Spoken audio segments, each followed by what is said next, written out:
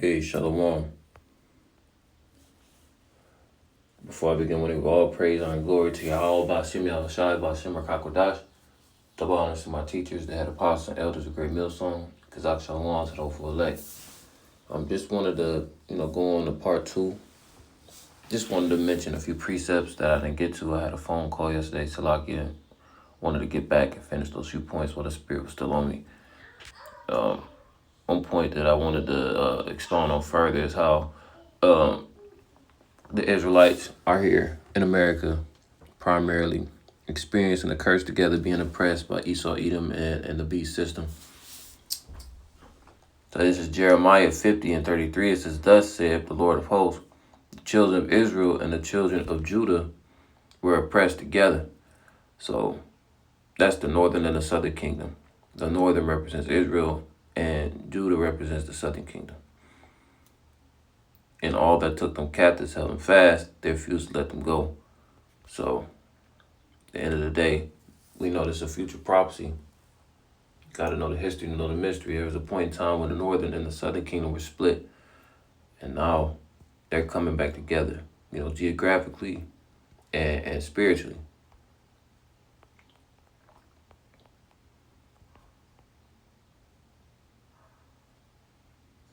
So we went into Ezekiel 37:16 last time. We went into the stick, and then we went into the 12 tribe signs, so how we can identify that we are those people.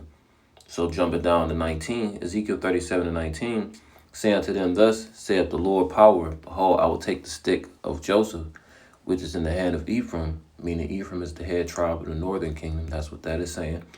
"And the tribes of Israel, his fellows," so the rest of the northern kingdom, which would be Reuben, Gad, Manasseh, Naphtali, Zebulun, Issachar. You know what I'm saying?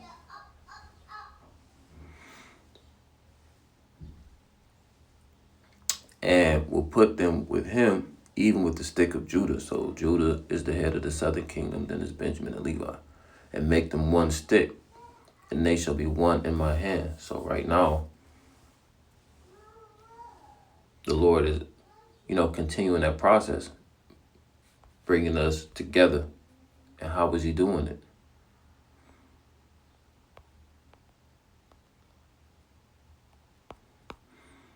Baruch 4:37, it says, "Lo, thy sons come, whom thou sentest away. They come gathered together from the east to the west by the word of the Holy One, rejoicing in the glory of the Heavenly Father." So thy sons, it represents, Yasharallah, chiefly the men, when it comes to understanding and teaching his word. They were gathered together from all directions of life. Like I mentioned before, physical, geographically, and spiritually. The Lord brought us out of those whorehouses. The Lord brought us out of Islam and all these different other ways that were contrary to the scriptures. And this is, again, how we know that we are the Israelites. Because people like her are going to come online, and when I say her, I mean the first lady in the clip, and try to refute the Israelites. But this is a spiritual endeavor. Only the elect will understand. Only the elect will endure to the end.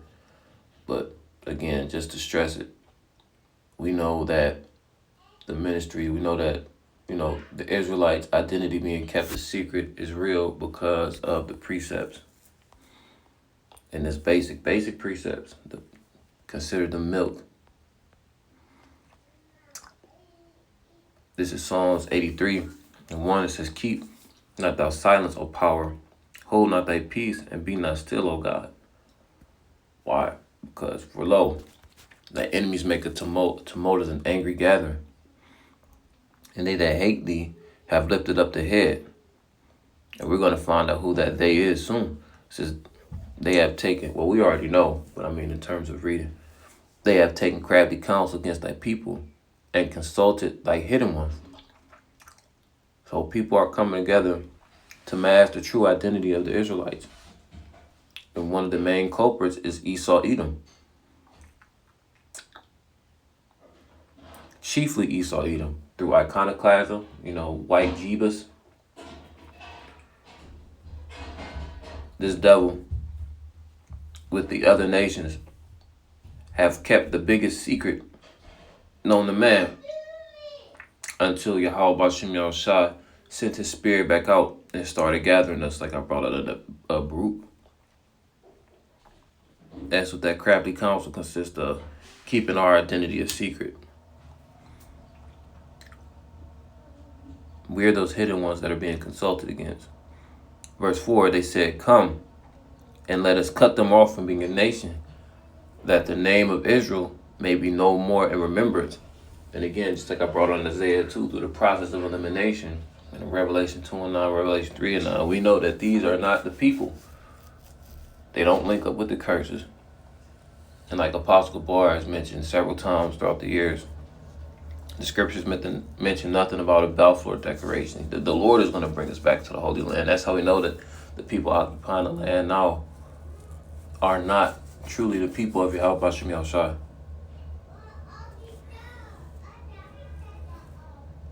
It says, verse 5, "For they have consulted together with one consent. They're confederate against thee." That means they're in allegiance. They're in on this plan together. The plan spearheaded through the left-hand side of the Lord, being played out through Esau Edom.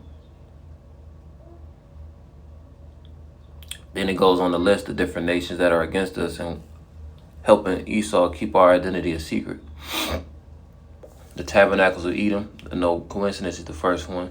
The Ishmaelites, Moab, and the Hagarenes, and the list goes on and on. But point being, this is the milk. Quote the brother Kazak Rakah, "The milk save lives." It's these basic concepts in the scriptures that draw you in. You're not going to find a scoffer off the street or somebody who could potentially be a proselyte and go straight into Daniel 11. No, you're going to go into the basic things, like identifying that you're even an Israelite first. You know what I mean? But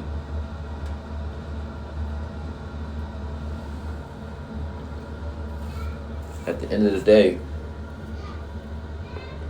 when we see people making comments about the Israelites, and if they are not 100% sure, we can combat that with scriptures. So, Lord willing, this was edifying. And until next time, shalom.